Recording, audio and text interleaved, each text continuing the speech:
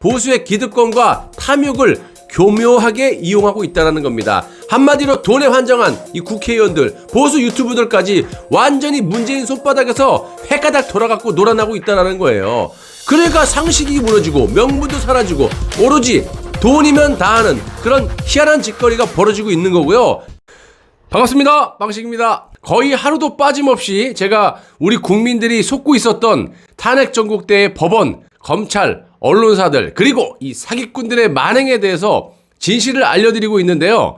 다시 한번 말씀을 드리지만 제가 지어서 허위사실 방송을 하는 것이 아니라는 것을 말씀드립니다. 아니 문재인 정부에서 허위사실 유포했다가 제가 남아나 있겠습니까? 벌써 잡혀갔죠. 자, 오늘 방송의 내용은 크게 두 가지입니다. 하나는 탄핵이 촉발되었던 이 태블릿 PC의 입수 과정에서의 위법성과 또 하나는 박근혜 대통령의 뇌물수수에 대한 검찰의 신문, 이 직접 박근혜 대통령이 강하게 반박을 한 내용을 여러분들께 전해드리도록 하겠습니다.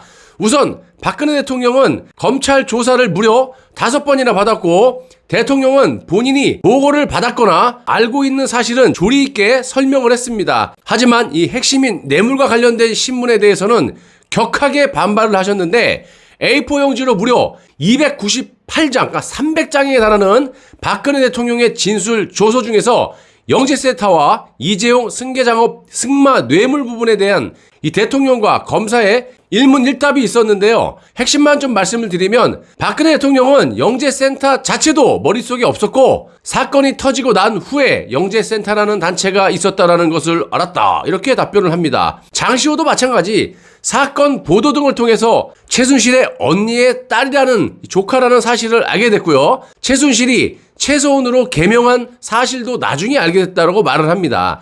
자, 최소원의 딸인 정유라도 아주 어렸을 때만 만나보고 그 이후에는 본 사실이 없다. 다만 정유라가 승마 선수였다라는 사실 정도는 알고 있었다. 이렇게 답변을 합니다. 그리고 정유라의 이름도 마찬가지 개명 전 정유연으로 기억을 하고 있고 이번 사건이 터지고 난 후부터 정유연이 정유라로 바뀐 것을 알게 됐다. 이런 식으로 답변을 하셨습니다. 자, 그리고 일문일답이 상당히 길어서 제가 핵심만 말씀드리면 영재센터 및 미르재단 그리고 K스포츠재단에 대한 후원금을 받았냐 이런 검사의 질문에 박근혜 대통령은 단호하게 답을 합니다. 물론 일문일답 중에서 이게 가장 깁니다. 또 핵심적이기도 하고요. 노무현 때 뇌물죄가 성립이 안 돼서 기각이 됐지 않습니까? 그걸 교훈 삼아서 국회 소추 자체부터 뇌물로 그냥 밀어붙였던 거 아니었어요? 그래서 박근혜 대통령의 답변 내용은 이렇습니다.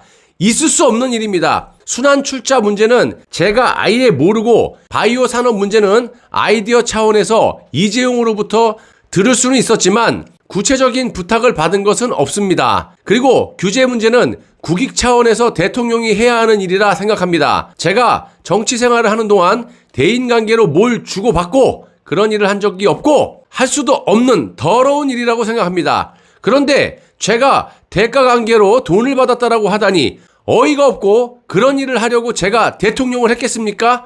제가 나라를 위해 밤잠을 설쳐가면서 기업들이 밖에 나가서 활발하게 활동을 할 수 있게 하고 3년 반을 고생인지 모르고 살았는데 제가 그 더러운 돈을 받겠다고 이러면서 한동안 말을 잇지 못하다가 사람을 어떻게 이렇게 더럽게 만듭니까? 저는 대한민국을 위해 임기 3년 반 하루하루를 노력했습니다. 특히 삼성이 미르 K스포츠재단에 낸 돈까지 뇌물이라고 한다는 것인데 만약에 뇌물을 받는다면 제가 쓸 수 있게 몰래 받지 모든 국민이 다 아는 공익재단을 만들어서 출연을 받겠습니까? 그 돈은 제가 한 푼도 쓸 수 없습니다. 그리고 모든 기업은 항상 현안이 있습니다.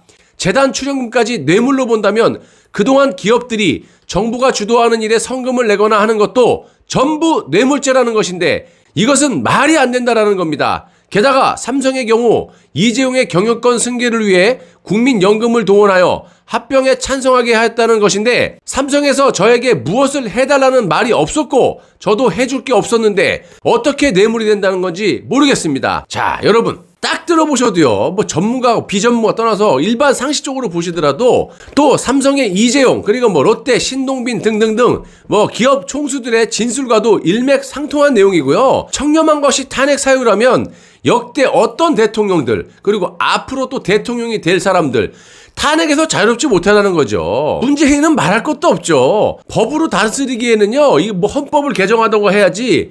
문재인법 그래갖고 이거를 법으로 뭐 종신형 사형 이건 뭐 말도 안 되는 거고요. 아무튼 이 문재인에 대해서는 여러분들의 처분에 맡기겠습니다. 자, 그리고 이 태블릿 PC 건도 JTBC는 박근혜 대통령 탄핵과 직결된 엄청난 사안을 보도하면서 처음에는 이 태블릿 PC를 거론하다가 나중에는 최소원이 개인 컴퓨터에서 발견한 것이라면서 말을 바꿉니다. 자, 그래서 JTBC를 빼놓을 수가 없죠. 언론사 중에서는. 이는 사실관계를 어느 정도 감지했기 때문이고요. JTBC로서도 어쩔 수 없었던 일인 거고, 그런데 여기서 갑자기 상황 변화가 생깁니다. JTBC 보도 다음 날인 10월 25일 오전 11시 50분쯤 연합뉴스가 익명의 검찰 관계자 말을 인용해가지고 검찰이 어제 저녁 JTBC로부터 삼성 태블릿 PC 1개를 수령했다. 파일 내용은 현재 분석 중이라고 밝혔다. 이렇게 보도를 합니다. 이때부터 최소원의 개인 컴퓨터는 하루 만에 그냥 태블릿 PC로 홀딱 둔갑이 된 거고요. JTBC도 그날 방송부터 태블릿 PC라는 용어를 사용하기 시작했다라는 겁니다. 한마디로 태블릿 PC에 대한 검찰 수사는 시작부터가 의혹투성이었고요. JTBC는 문제의 태블릿 PC를 10월 24일 오후 7시 30분경, 즉 특집 방송 10분 전에 검찰에 이미 제출을 했고, 제출자는 이 JTBC의 법조 팀장이라고 하는 이 조택수라는 기자가 법정에서 밝힌 내용인데, 이 조택수는 법정 증언에서 이렇게 말을 합니다. 서울중앙지검 2층 청사에서 노승건 1차장 검사실에 근무하는 직원을 만나서 봉투에 넣은 태블릿 PC를 건네해 주었다. 이렇게 진술을 했는데, 검찰 압수조서에서는 또 다른 소리를 합니다. 서울중앙지검 김태경 검사가 2016년 10월 24일 19시 30분경, 그러니까 저녁 7시 30분경 서울중앙지검 702호실에서 최재욱 검사 주사보를 입회시킨 가운데 삼성 태블릿 PC를 압수했다. 라고 기재가 돼 있다라는 겁니다. 말이 틀리죠? 누가 거짓말이야? 검찰이 잘못한 거야? 아니면은 이 기자가 잘못 얘기한 거예요? 이 조택수 기자가 언급한, 그러니까 노승건 1차장 검사실의 직원이 김태경 검사와 최재욱 수사관으로 홀딱 바뀌었다라는 거예요. 자, 이뿐만 아니라 검찰 압수조서는 10월 24일 당일에 작성된 것도 아니고 무려 4일이나 지난 10월 28일에 작성된 것으로 드러난 거예요. 완전히 조작. 4일 후에 일어날 일을 4일 전에 벌써 다 이렇게 밝히고 보도하고, 뭐 이런 것들이 다 있습니까? 이에 차기한 변호사는 의견서에서 이렇게 얘기를 해요. 검찰은 압수조서를 10월 28일에 작성한 것이 위법이 아니라고 하는데, 압수조서 작성의 필수적인 압수 목록은 압수 당시 현장에서 즉시 물건 제출자에게 교부해야 됩니다. 그런데도 압수 실시 후 4일이나 지체한 것은 위법하고, 지체 이유는 JTBC의 태블릿 입수 불법성이 그 원인으로 보여집니다. 이렇게 주장을 해요. 자, 증거물 입수 과정의 위법성은 이뿐만이 아닙니다. 자, 문제의 태블릿 PC를 포렌식을 하잖아요. 이 포렌식한 검찰 수사관 이 송지아는 법정에서 또 이렇게 얘기를 합니다. 통상은 봉인이 돼 있지만 이번 태블릿 같은 경우에는 그냥 봉투 안에 들어있었다. 이러면서 통상적으로 봉인지에 서명이 없으면 저희가 검사에게 연락을 해가지고 서명해달라 이렇게 요청을 하는데, 이번에는 긴급하다라고 해서 그냥 진행됐다. 이렇게 증언을 합니다. 한마디로 절차 같은 건 멍멍이나 줘버리고 그냥 급하니까 우리가 시킨 대로 해. 이거 아니겠습니까? 검찰은 태블릿 PC 입수 경위에 대해서도 JTBC와 완전히 틀린 설명을 합니다. 자, 서울중앙지검 1차장 노승건 검사는 JTBC 보도 직후인 2016년 10월 26일 검찰 출입 기자들에게 독일에 간 심수미 기자가 최소원의 독일 집, 이 쓰레기통에서 확보한 것 같다. 최소원이 집을 옮기면서 경비원에게 버리라고 주었는데 경비원이 독일인이어서 쓰레기통에 버린 것 같다. 그것을 심수미 기자가 주워서 한국에 보낸 것 같아. 이렇게 브리핑을 했는데 여러분 딱 들어봐도 그런 것도 아니고 저런 것도 아니고 그런 것 같다 저런 것 같다 보낸 것 같다. 이게 뭐예요 도대체가. 이거 완전 추측성 아니에요. 추측성. 그런 것 같다 저런 것 같다 이런 식이고요. 또한 심수미가 저렇게 독일까지 가서 쓰레기통까지 뒤지면서 저런 걸 수집해서 검찰에 넘겼다? 말 같은 소리를 해야죠. 제가 수차례 방송에서 언급해드렸지만 이 심수미 여자는요 기자로서 기본이 안 돼 있는 사람이에요. 고용태 아시죠? 사기꾼. 이 고용태와 그의 친구 이 남자들과 함께 저녁으로 폭탄주를 마시면서 고용태의 말을 기본적인 팩트 체킹도 없이 그냥 그대로 JTBC에서 보도를 했고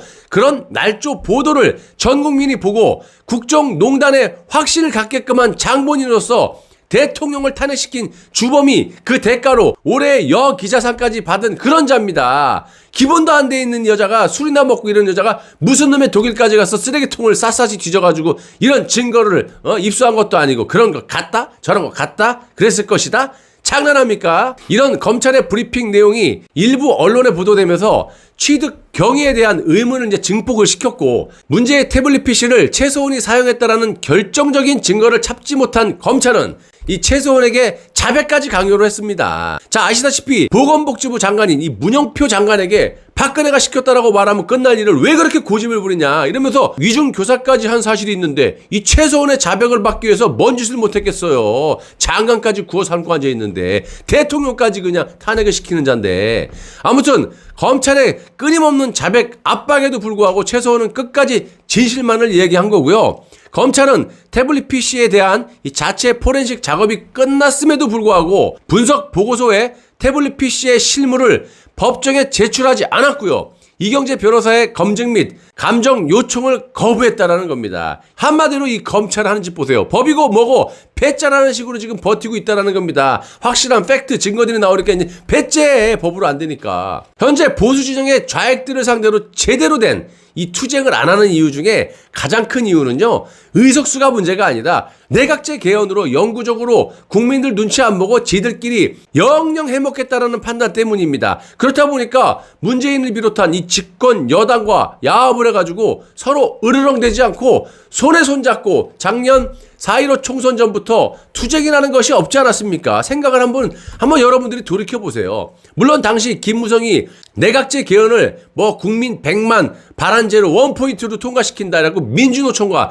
정의당 등 이거 민주노총만 해도 100만 명이 넘어요. 이런 식으로 이 내각제 이원집정부제를 그냥 후딱 해치우려고 했었는데 그런 시도가 막히고 지금은 여야가 총력을 다해가지고 지금 내각제를 밀어붙이고 있는 겁니다. 당연히 싸워서는 안 되는 거죠. 저들 입장에서는. 내각제라는 말을 하면 국민들이 또 반발을 하니까 절대로 이런 말도 안 써요. 이원집정부, 내각제 이런 거 안 쓰고 뭐 국민 대통합이니 지방 분권이니 이러면서 결국 종북 세력들이 주도가 돼가지고 한반도 전역을 지방 분권으로 김정은에게 정권을 넘겨주려는 그런 시도 아니겠습니까? 자, 어차피 저들은 대선에는 관심이 없고 오로지 내각제를 하기 위해서 대선 전국이라는 그런 쇼를 통해 가지고 국민의 이목을 다른 쪽으로 획 돌려갖고 지들끼리 원하는 내각제를 관철시키기 위함이라고 저는 봅니다. 그리고 한마디로 지금 문재인이 저렇게 날뛰는 이유가 보수가 너무 멍청하다 보니까 겁도 안 나고 야당 대표라는 것을 보세요. 문재인 꼬봉의 야당 국회의원 절반은 다 문재인의 앞잡이들이고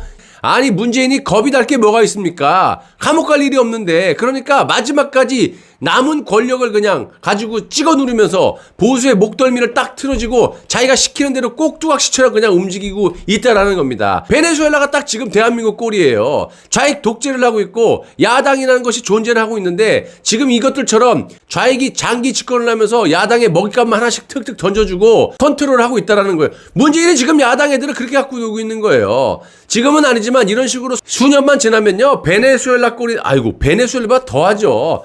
왜냐? 베네수엘라는 그래도 산유국가로도 기름이라도 하지 대한민국은 이건 무슨 100% 무역으로 먹고 사는 놈의 나라인데 아니 좌익들이 정권을 잡고 있으면 그게 나라 꼬라지가 제대로 돌아가겠습니까? 쉽게 말씀드리면 문재인이 머리가 좋아서 능력이 좋아서가 아니라 결국 보수의 기득권과 탐욕을 교묘하게 이용하고 있다는 겁니다. 한마디로 돈에 환장한 이 국회의원들, 보수 유튜브들까지 완전히 문재인 손바닥에서 횟가닥 돌아가고 놀아나고 있다는 거예요.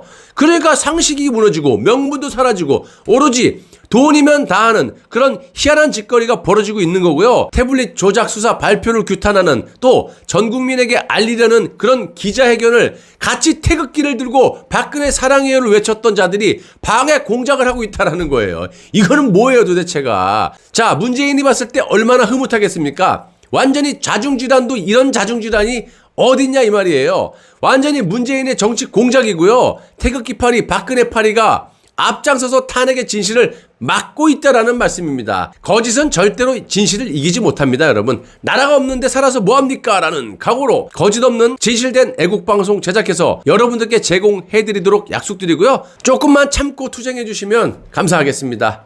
파이팅 하시고요. 조금만 참아주세요. 끝까지 시청해주셔서 대단히 감사합니다.